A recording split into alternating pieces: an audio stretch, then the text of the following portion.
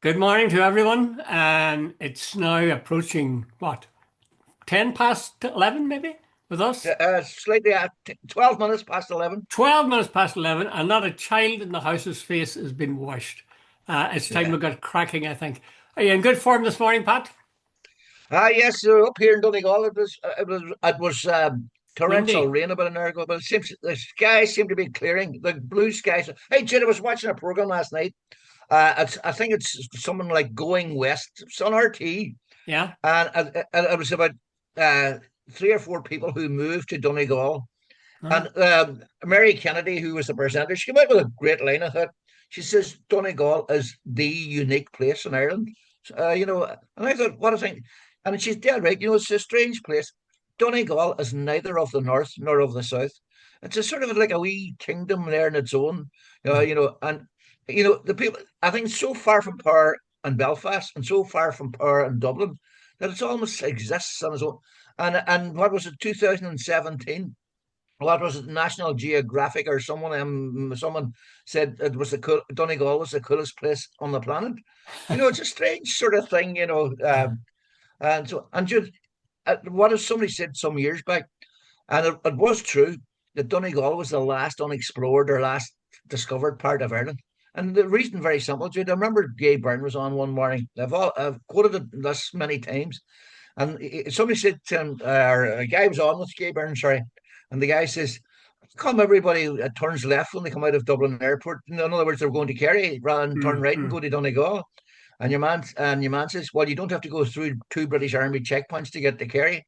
So the Troubles had a massive, massive effect on Donegal for years. Mm-hmm. But it seems now we're the last, what would you say, wild part of Ireland, and people are coming here now. Well, you're part of the Wild Atlantic Way, but that goes right down the coast, Right. through Galway and Mayo. And all, places like Galway and Mayo would claim a certain quality that would distinguish them from other counties like Donegal. Yeah. And then you come Yeah. down to Kerry, and Kerry, about certainly, the kingdom of Kerry, would see Yeah. itself as unique. In fact, I used to, when I was a student, I was in lodgings with three guys from the stole, and they used to pity Uh, me for not being a Kerry man, saying not to get depressed. Not everybody could be Kerry man. But there's a problem with Kerry, and there's a problem with Donegal, in my opinion. And it's a serious problem. There's too much bloody rain. Too much yeah. rain. Because Yeah. they're both beautiful counties. But I mean, if you're looking at them through the rain lashing down, it's not a very pretty sight. Yeah. Well, we had friends over from England a couple of years ago, and one of the guys made up. He says, "Jesus, Pat, this is a truly beautiful place," but he says you need to put an umbrella over it. You Uh, know. I don't know what the answer to that is. Maybe global warming will do you a favor, Pat. Yeah. Yeah. Who knows? Yeah, but just thought last night it was a very, I thought the Irish or Donegal had a tourist board. That program last night was the greatest recruiting call you'll ever get. Uh, Because, by the way, there's a place, Glenveagh Castle, it was owned by a guy called Henry P. McElhinney. Apparently, his granddad or someone invented the gas meter, and oh, everyone was sold. He got 6 cents, and so wow. anyway, he owned. But anyway, the nice thing about it is that landlordism has a bad rap, and rightly so. But the good thing about it, this guy kept 25,000 acres of out by Churchill, out by Garton, where Colin was born, and it's the most beautiful. Last night there was bits of segments in regard to Glenveagh Castle. But nice thing about it was handed over to the state. He left it to the state. So Boy, the whole estate in its totality was left to the state. that So it's is, beautiful. that's extraordinary. I wonder what prompts people to do that kind of thing.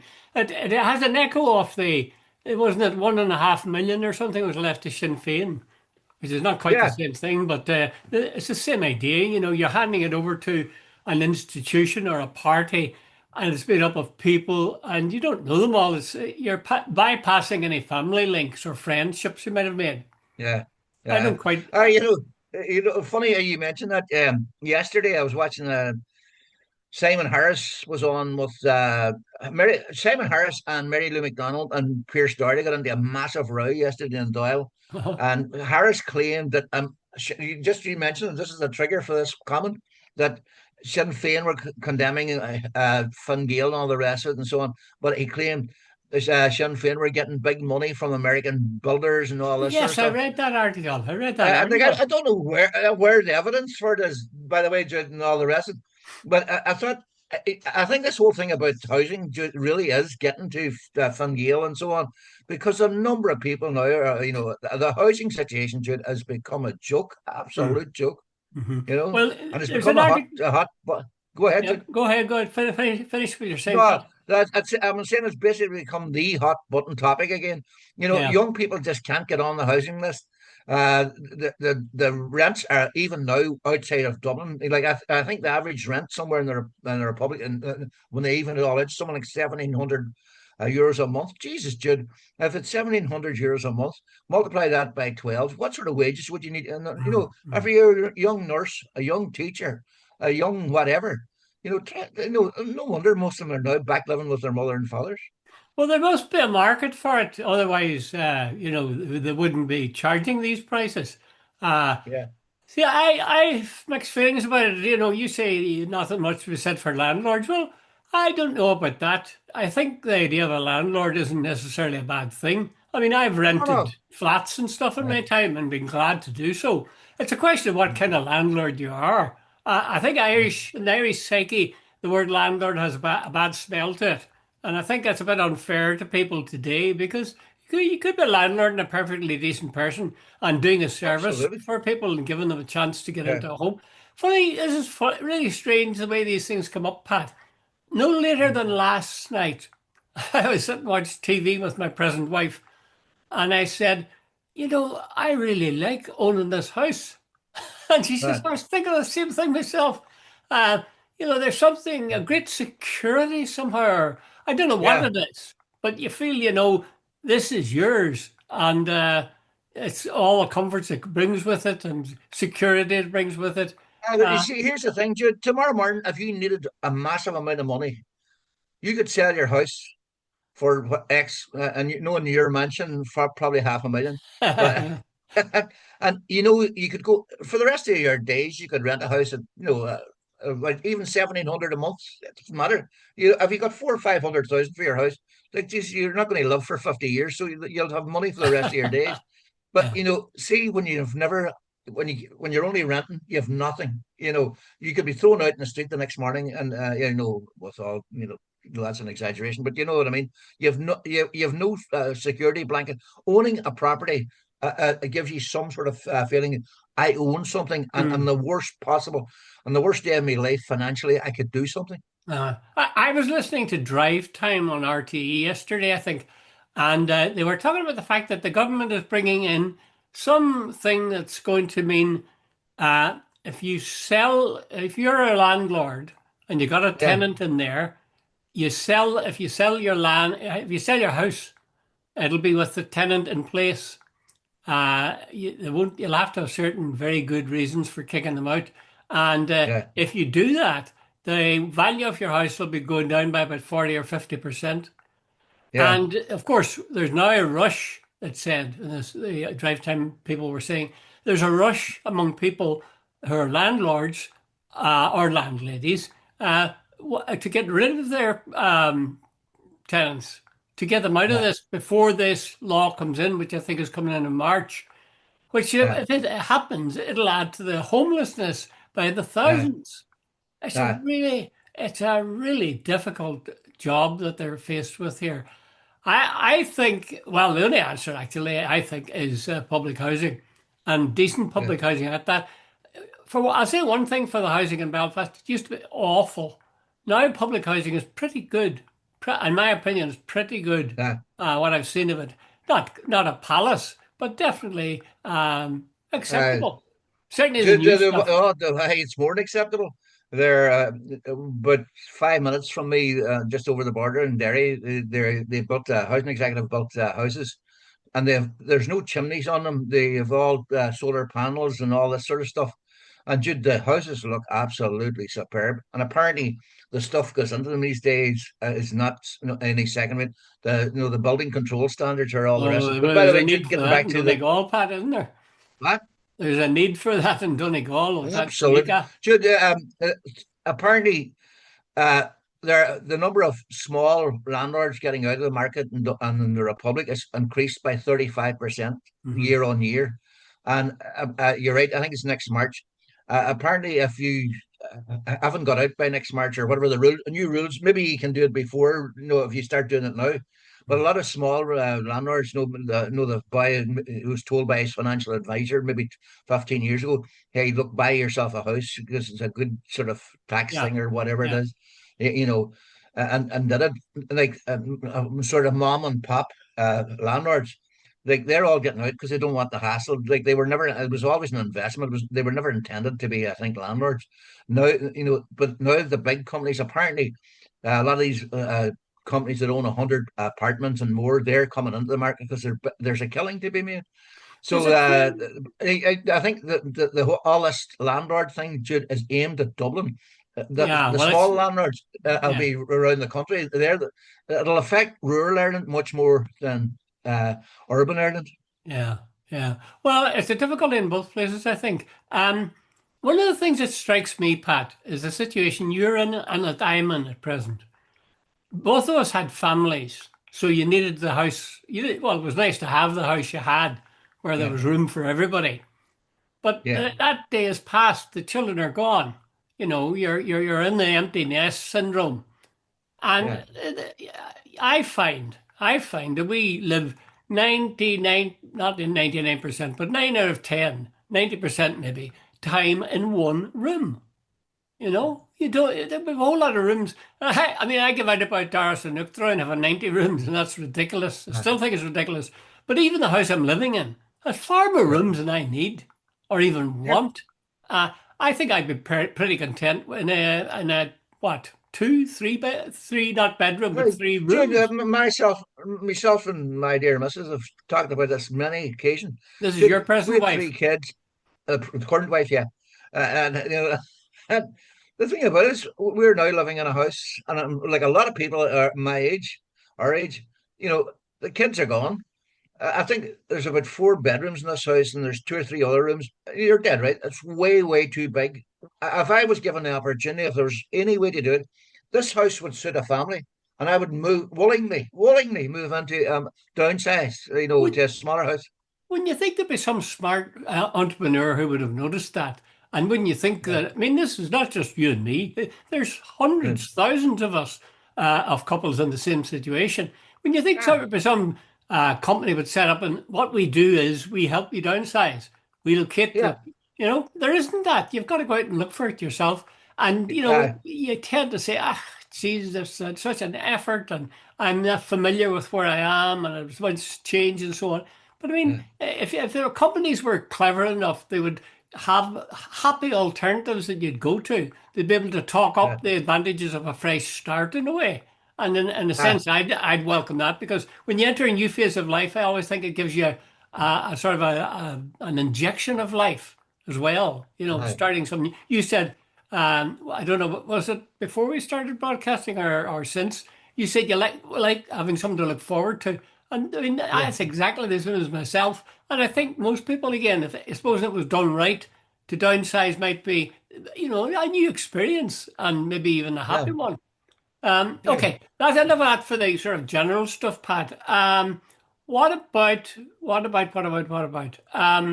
Well, I'm going to. Do you notice that this week, the Daily Mail group? I don't know what their official title is, bought over Daily the Telegraph group for 500 million. By the way, Yeah. so that means Murdoch, the Mail, and I think it's what is the Mirror group? I can't remember Reach. I think they're called 3 groups.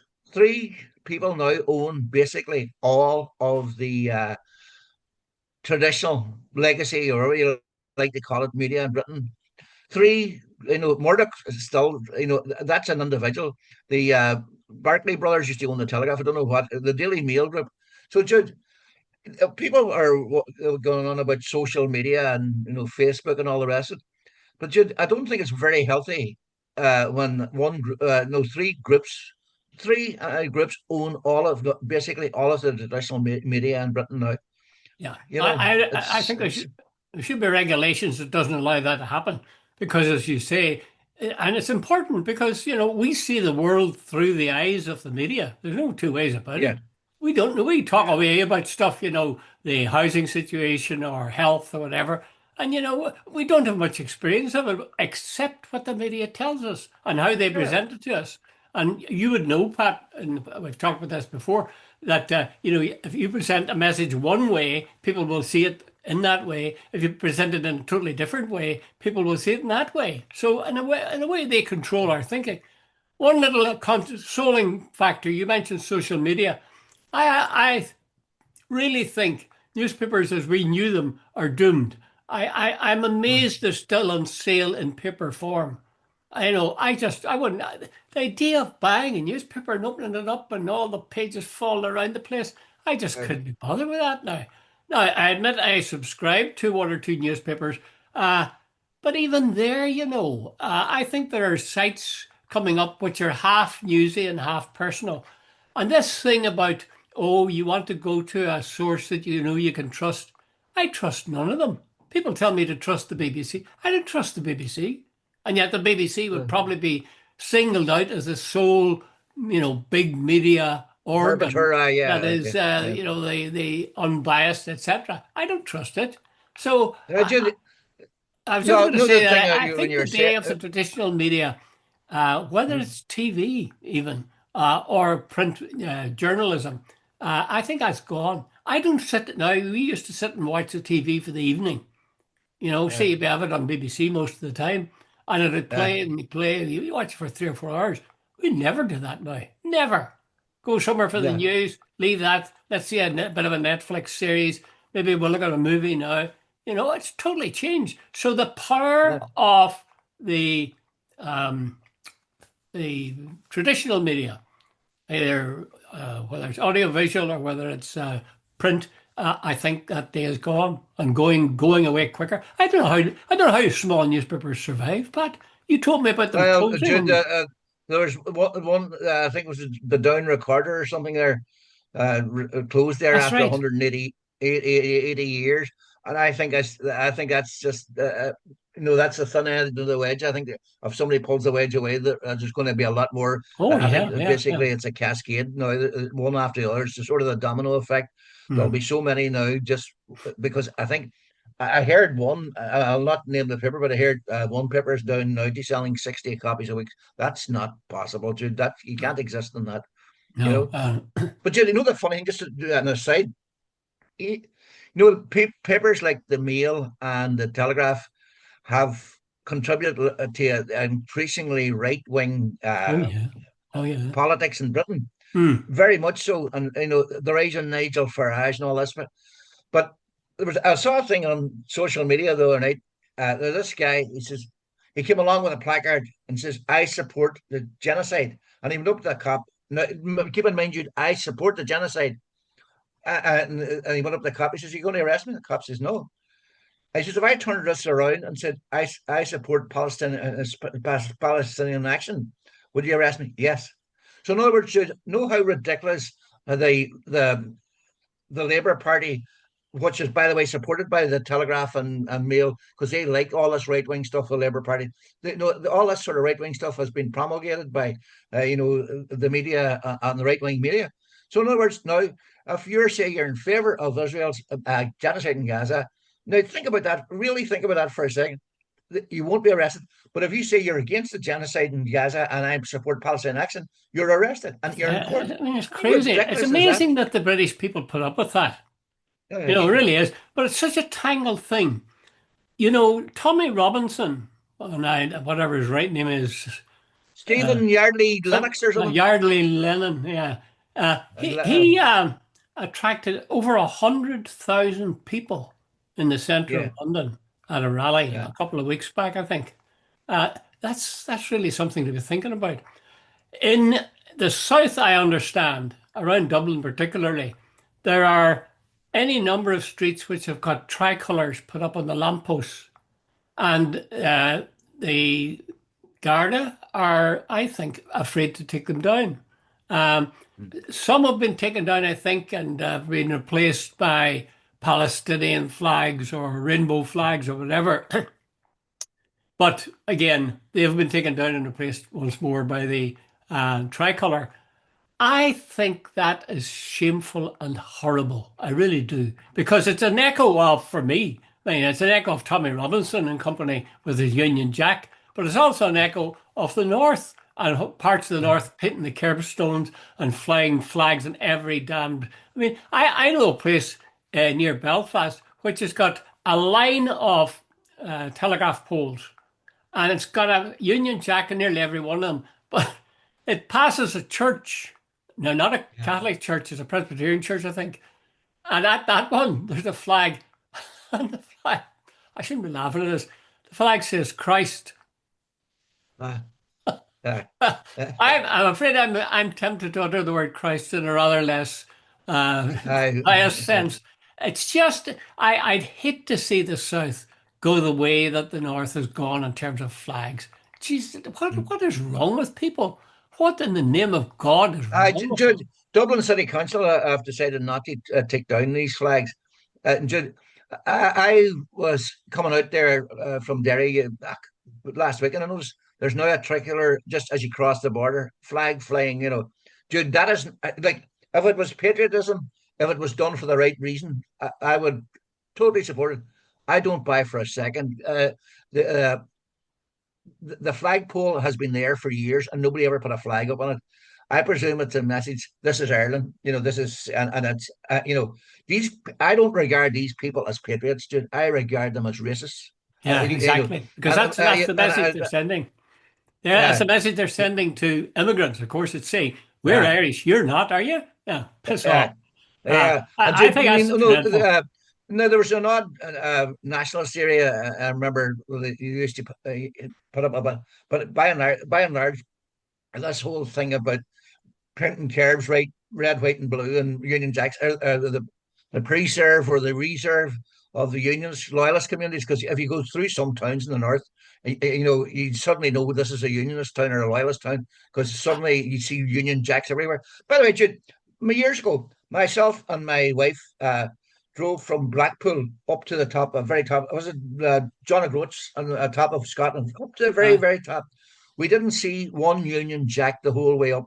We got off the boat at Larne, and within 2 seconds, there's Union Jacks everywhere. And I thought to myself, this is ridiculous. But Jude, the point you made earlier on is the point I'm getting back to. See, the day we go down that sort of like a dog pissing on a lamppost to mark out its territory. This is what this is about. It's disgusting. And I mean, that's been the case here in terms of unionists versus nationalists for a long time. I mean, actually, I am in favor of flags, but I think they should be in the end of flagpoles. And I think they Uh, should be reserved to fly for some occasion or another, not have the thing drooping there all the time. I don't approve, for example, I don't approve of having a tricolour or a Union Jack outside schools. And well, that's something that is quite common in the north. I don't know about the south, but it's quite common to have schools, state schools, which have got a flagpole and got a Union Jack, which is run up every day and then lowered at the end of the uh, day. yeah, Anyway, Jude, it's totally. I think we're using the national flag in this way is totally disrespectful. Disrespectful on every level. Because number one, it's been used not for patriotism or pride. It's been used in a sort of a pejorative way to tell people you fuck off, you're not Irish. And it's racist, and it's been used to spread sort of right wing sort of propaganda and all the rest. Dude, it's just not a nice way to do things. well, anybody who falls for it and doesn't see it the way we're seeing it, I think they deserve anything they get. You know, if you're Uh, stupid enough to be taken in by that kind of crap, people are flying those flags. The truth of the matter is, they haven't got two brain cells to rub together. And the people they're uh, giving out about are very often thoughtful, decent, skilled human beings who are coming to yeah. Ireland, and we should be on our bended knees in many cases and saying thank you. Jude, which brings me on to this week. Jim O'Callaghan, the Minister Oh for yeah, yeah. Justice, he said I think he termed it firm but fair. And in fairness, Jude, I had to agree with most of what he said. I think O'Callaghan actually. Now, Sinn Féin says, as typical government, they say they're going to do this and never do it. But anyway, here's the point. He said the Republic of Ireland, the immigration rate into the Republic of Ireland is sometimes, I think it's 7 times that of the European average, which is Mm. massive. And our actual population is growing something about 1.2% a year, which is unbelievable. Something like that. Jude, I'm open to correction that. Yeah. But Callaghan says this, we can't. He says, look, we would love to say everybody, come on, you're welcome here, and all the rest of it. He says, but that's not the way it is. You just can't do it. And Jude, there's no question about it. The services are overrun. The schools are overrun. The health, I'm repeating myself, housing, as we've already discussed, you can't find, there's something like 30,000 people in IPAS centres and so on. And Jude, we're a small nation. I'm not saying Ireland is full. And your point there 2 minutes ago, Jude, if you go into any hospital in Ireland, not the vast majority, that'd be an exaggeration, but well, I'd say a majority are non-nationals. The doctors, the nurses, and the other ancillary staff. Had an occasion to be in the hospital quite recently, and I would say, at least 50% of the people I met Mhm. were non-Irish. Yeah, yeah. I think we should be. Well, I have heard that I didn't catch that speech. I meant to do it of Jim O'Callaghan's, and I've heard it commended as being clear. It's very clear in his Yeah, communication on. And I mean, we've talked about this too, and I've said, it's such an obvious thing. It's not like rocket science. yeah, If so, put it at the level of your house, right? Supposing you were there were people looking for a house or looking for a room or looking for a bed. And you said, I'll welcome anybody. Yeah, yeah, I can see yeah, you're in distress and bad time. Come in, come in. And in no time at all, your bloody house is overrun and you can't move and people are yeah, rubbing against each other and fighting and God knows what. It was daft. If you really yeah, wanted to take in a couple of people, that's up to you. And if you do, yeah. well, I salute you for it. At the same level, it operates for a state. Society, The yeah, state should say, what will be the consequences? How many can we take? And what will be the consequences of us taking them? Because taking people in, you've got to provide them with housing, got to provide them with yeah, jobs, etc. So work that out and then start bringing in people on that basis. And don't bring in people. When I went to Canada years and years and years ago, that was the thing that they asked, what do you do? What is it that what's your skill or your background? And I was able to say I'm a qualified teacher. And then they took you in. But if I had said it yeah, was something else, you wouldn't have got in. And, more power to them. Yeah, a country should be, or a state, in your case, Pat, a state should yeah. be capable of saying no as well as saying Céad Mil Fáilte. I just as long O'Callaghan, and I can see where some people saying, look, it's open to abuse, but if it's firm, fair, and compassionate, Yes, I don't. Very you know, few people would object yeah, to that. Very few people yeah, would object to that. uh, Right, very quickly, because well, except you've got something you want to talk about. Tom Collins has an article in Irish News, and he's saying that they need to watch that Trump doesn't pull out because that'll be really bad news for Ukraine. What do you think? Do you think Trump's going to pull out of there, and do you think it'll be bad news for yeah. Ukraine and the rest of Europe? Right. Well, here's the thing, dude. I this is not a conspiracy theory, but I genuinely think Putin has something on Trump. And Witkoff went to Russia, and he was coaching a senior official there about how to play up to Trump and all the rest of it. Now, who the hell leaked it? I have an idea. It's an American, some guy in the CIA or someone saying, "Wait a minute, this guy's a traitor," you Uh, know, uh, and so on. Jude. I think the only thing I think the thing about the leaking of that now makes it very awkward for the Trump and Witkoff to pull out of the Ukrainian position. I have no doubt they were planning the 28-point peace plan, which I know apparently is a 22-point peace plan, was an absolute Russian wish list. They were going to get large swathes of Ukraine. Ukraine was not going to be allowed to join NATO. There were going to be various other. They weren't going to be allowed to do various other things. Basically, Russia was going to be totally rewarded for invading. It was so one-sided. And somebody in Britain said this was not a peace plan, peace plan. It was a surrender document. Well, listen, Pat, uh, here's something, and nobody would do it. And I know you think I'm pro-communist and pro-Russia. But I mean, Putin clearly believes in the idea of invading Ukraine, all of it or Yeah. part of it, whatever.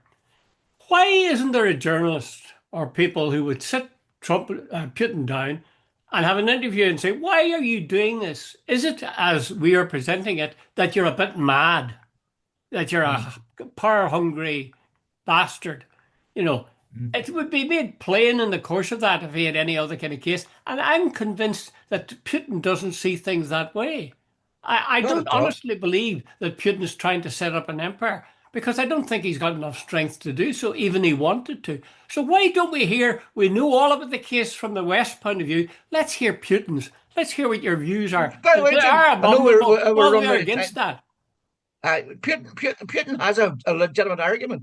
Our friend Jim Sharkey, who spent a lot of time in Russia, Yeah. said if you looked at the thing from Russia's point of view, their sphere of interest is basically, hey, wait a minute, we can't be surrounded. Yeah. Well, and talk, wait a minute. We're in the last minute, Pat. Have you any wisdom to give to people? How should they lead their lives? Tell the masses, the huddled masses, how they lead their lives. Have something to look forward to. And when you get up in the morning, say, I'm going to have a good day today, and they don't whinge. And have a bottle of whiskey in hand. But I a nice bottle of Jameson. And Uh, that uh, goes without uh, saying. that just cheers me up right away. Okay. Bye.